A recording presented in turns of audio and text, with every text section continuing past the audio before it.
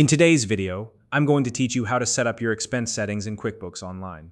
Properly configuring your expense settings is essential for keeping your financial records accurate and ensuring your business runs smoothly. Whether you're tracking purchases, managing vendor payments, or streamlining your expense workflows, QuickBooks Online provides a range of tools to help you stay organized. By the end of this tutorial, you'll have a clear understanding of how to customize these settings to match the needs of your business.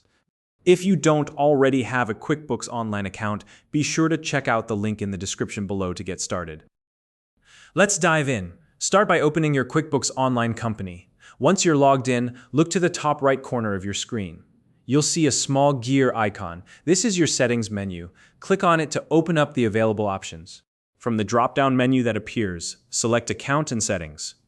This will take you to a window where you can manage various preferences for your QuickBooks account.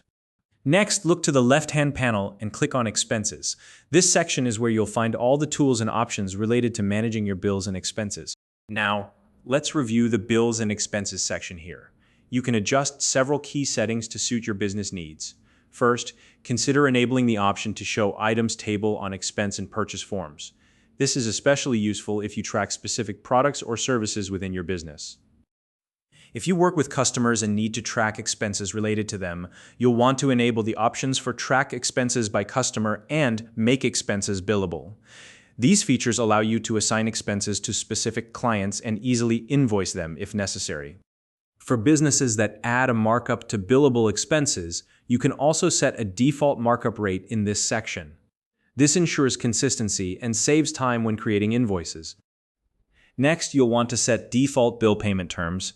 This might be something like net 30, which means the payment is due 30 days after the invoice date, or due on receipt, depending on your vendor agreements.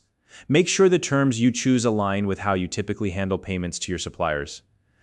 Another helpful option to enable is the warning for duplicate bill numbers. By turning this on, QuickBooks will notify you if it detects a duplicate, helping you avoid accidental double payments.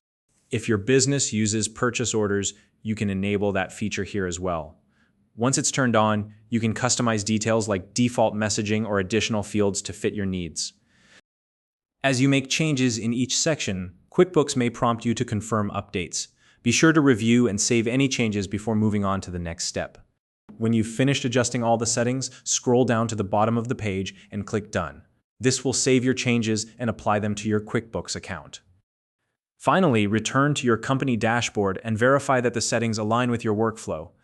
Take a moment to test the changes and make sure everything is working as expected for your business processes. If you found this video helpful, please like and subscribe.